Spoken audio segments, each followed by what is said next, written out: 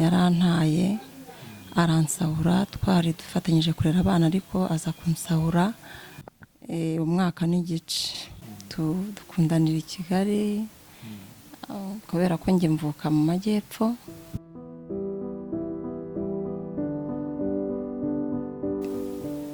Tubahaye ikaze bakunze b'Amahumbezi TV, waba umeze neza waba utameze neza, ku isi niko bimera.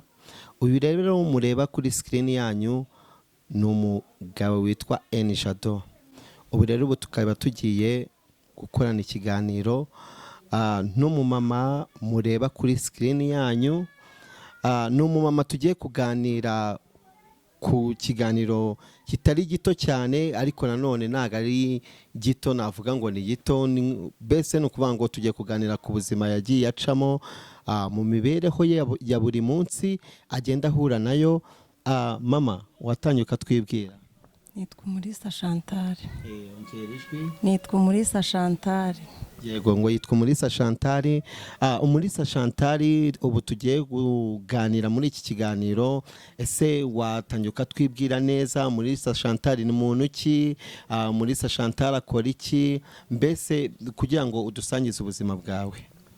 Ndi umumama, ndubatse, mfite abana 7. Mu buzima nagiye ncamo nabanaga n'umugabo imyaka ari 18. Igihe kiragera rero maze umwaka hafi 2 yarantaye aransahura, twari dufatanyije kurera abana ariko aza kunsahura, ndetse antanamo n'amadeni menshi y'inzu, aya banke nari nafashe ngira ngo mbashe gutunga abana. Kwiga kw'abana birangora nabwo kubera icyo kibazo, ariko kubera Imana mbona ndacyariho, ndahumeka n'abana. Gusa ntago binyoroheye kubera ubuzima mbayemo n'abo bana bangana gutyo mu nzu y'inkodeshanyo mu mujyi wa Kigali. Kubagaburira ntibyoroshye, kwiga kw'abana ntibyoroshye. Nabikandagiyemo ntari mbyiteguye, biramvuna cyane, ariko kubera Imana ndacyariho nubwo biba bigoranye. Ufite abana bangahe mama? Mfite abana 7. Abana 7 bose niko biga? Bariga ariko biga nabi, bigira ku cyemezo cya leta, ariko ntago byose babima, ni icyemezo cyonyine. Ibindi bisabwa umunyeshuri nta na kimwe mbona, cyangwa se bampaye icyemezo cyonyine. Utubwiye ko ufite abana 7. Umutware wawe se amaze igihe kingana iki mutabana? Umwaka n'igice. Amaze umwaka n'igice mutabana. Ntigeze kumva uvuga ngo mu by'ukuri umutware yaransahuye, yanywaye ibintu byose, ansiga mu madeni. Ese ayo madeni cyangwa kugira ngo ibyo byose bijye kubaho uko nguko atwara ibintu byose by'urugo, mbese ni nk'uko yagucucuye, ese byatewe n'iki? Byaturutse hehe? Mbese turagira ngo dusangize kugira ngo bigere aho ngaho, aho ibyo icyabiteye ntago nakimenya kugeza iyi saha, kuko nanjye natungurwaga nuko naba ntarabukiye nk'ahantu naza twakoraga nkasanga ibintu yabijyanye. Yarabanje umutungo w'urugo uragenda twari dufite, niho nahise mfatiraho kujya gushaka ibyanjye ngo nkore mbashe gutunga abana, kuko nabonaga byarahindutse muri we. Hanyuma rero ntago muri we namenye icyamuteye kugenda akanta, kuko ngewe ubwanjye n'ubuyobozi bwa leta bwaramubajije niba hari icyo nshinja, avuga ko ari ntacyo. Nyuma rero akajya aza agasaba imbabazi, nyine nk'umukristo nkamubabarira, abinkora inshuro 5 gutyo. Ya nyuma nibwo yatwaye byose ibyo twakoraga arabijyana, nsigara iheru gutyo. Mama, uvuze ko nyine wowe ko nkubona n'ubundi uri umumama w'umukristo, uri umumama w'umunyamahoro.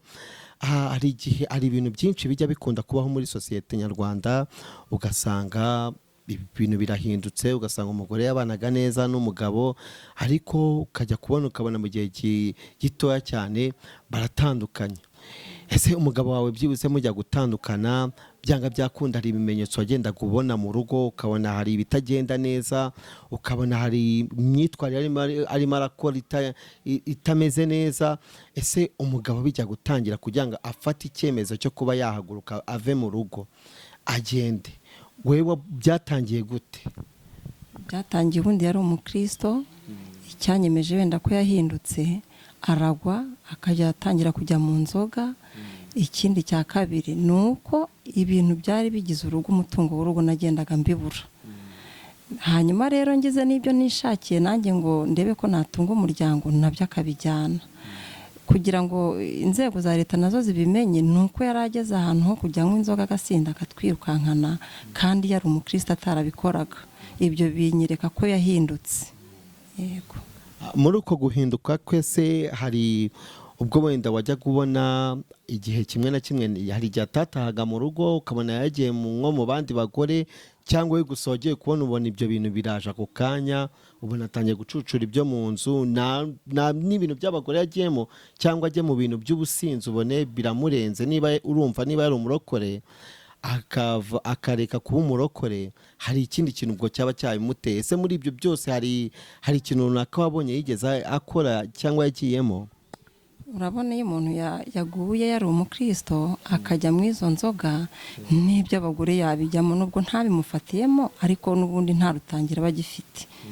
Hanyuma rero kumbwira ngo nta bindi namubonagaho, kuba nari mbonye ikintu kidasanzwe asigaye anywa izo nzoga agasinda agatwirukankana, byanyeretse ko n'ibindi byose yabijyamo. Kunywa inzoga wenda yagombaga kuzinywa ntacyo byari bintwaye, nari kubyakira nubwo byari bingwiririye ntari mbimenyereye. Ariko iyo aza kumenya abana yabyaye byonyine ntacyo byari kuntwara. Yes mama, watubwiye ko mu by'ukuri mwatandukanye. Ese mujya gutandukana, byibuze ndashaka kujya byibuze umereze itangiriro y'urukundo rwanyu mwagiranye mu buzima bwanyu, kugira ngo wenda n'umuntu udukurikiranye amenye wenda urukundo icyo ari cyo, amenye uko urukundo rugenda.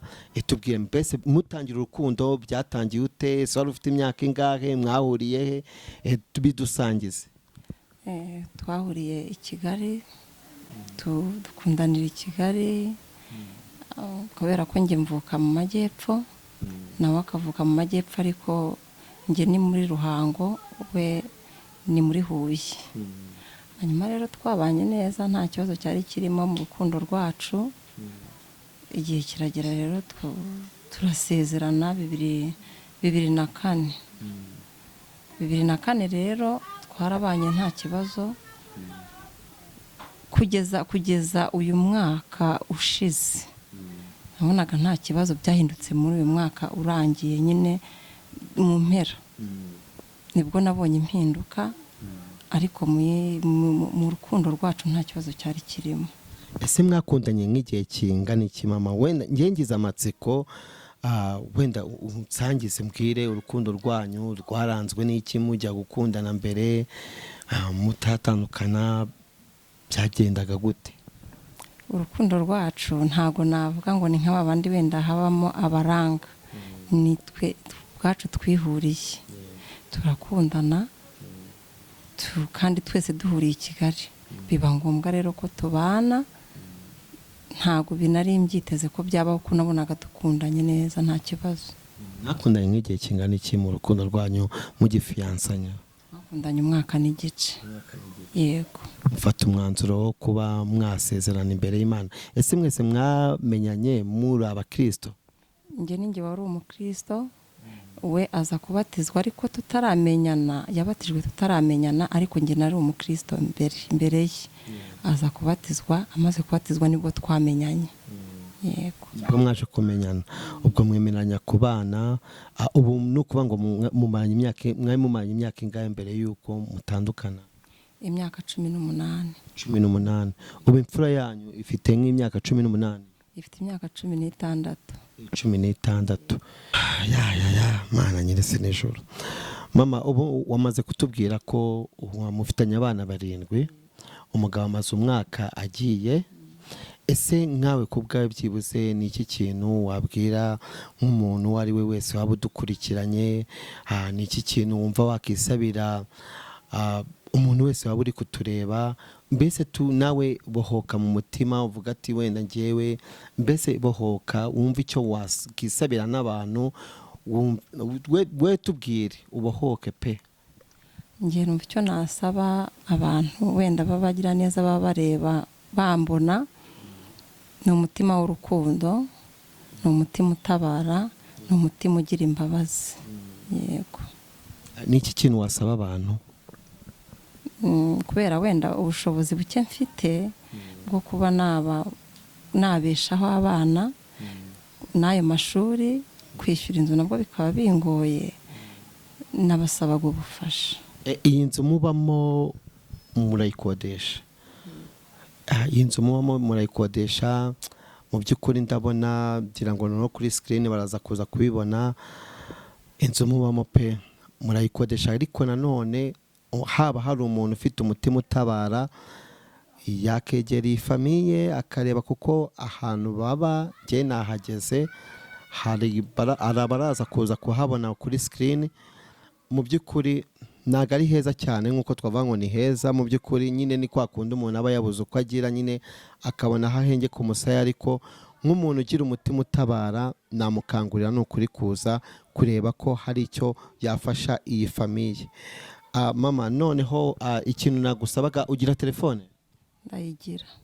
Ushobora se kuba wenda watanga nimero ku bantu badukurikiranye, nimero abantu bashobora kukubonaho, yaba ufite umuntu ufite umutima utabara, umuntu waba ufite ubufasha, kugira ngo wenda abe yagucishiriza wenda n'ako gasukari, wenda kuba wavuga ati wenda ugiye kugura n'abo bana akanyama, nimero nyine watanga yihereze nk'abantu badukurikiranye. Nayibona ariko Clement nayibahe arahari. Umuntu nta telefone ugira se? Ariko watanga na nimero yawe bashobora gucishaho amafaranga kuri mobile money, niya WhatsApp nayo ubwo turaza kugira abantu wenda bacishaho. 078 33 65 3 666 078 33 65 3 666. Yego. None nk'abantu baba badukurikiranye bashobora kwibaza, ese umuntu turi kuganira nawe yaba atuye hehe? Mbese dusangiza ahantu twaba turi duherereye, aho twaba twaje kugusura, kugira ngo nabo bamenye aho ariho. Mperereye mu murenge wa Muhima, akagari ka Kabeza, umudugudu w'Ikaze, akarere ni Nyarugenge. Yego nshuti bavandimwe mudukurikiranye ku Mahumbezi TV, twasuye famiye mu by'ukuri ni y'umumama ufite abana 7. Mu by'ukuri imibereho abayemo irababaje cyane, nahatembereye hose ndeba ukuntu abayeho, nta kintu na kimwe afite mu nzu nk'uko abivuga, nta na kimwe pe. Ndamutse mbabwiye ngo ari icyo afite ntacyo, mbese navuga ko ari nk'imbabura yonyine afite, niko nababwira. Afite abana 7, ntago bafite aho barambika umusaya, ntago bafite uko biga. Urumva kubona ubushobozi bwo kurera abana 7 ni ikibazo gikomeye. Nshuti bavandimwe, mureke byibuze buri muntu wese uzabona iki kiganiro kikamukora ku mutima azagira icyo amarira iyi famiye. Mama, turagushimiye cyane. Yego, namwe murakoze.